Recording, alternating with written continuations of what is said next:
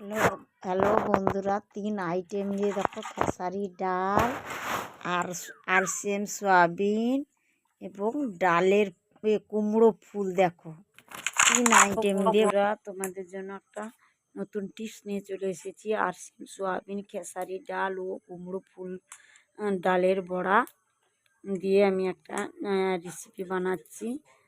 দেখুন, গরম বন্ধুরা, গরম জিরাটা ভেজে নিলাম আর লাউ কুমড়ো ফুল দিয়ে বানালাম। আর একটা সয়াবিনটা শিলে একটু বেটে নিতে হবে।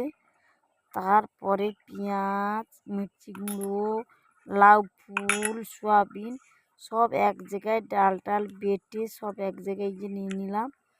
তারপরে দেখো হলুদ গুঁড়া সমস্ত মশলা দিয়ে এক জায়গায় একবারে মেখে ফেললাম। তারপরে কড়াইতে তেল দিয়ে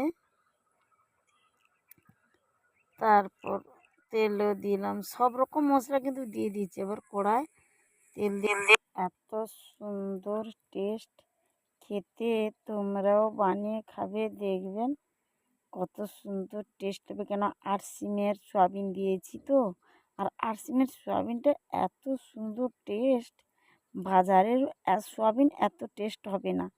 দেখেছো তো কি সুন্দর সয়াবিনটা শিলে বেটে দিয়েছি। তাহলে এখন আসছি জয় আরসিএম।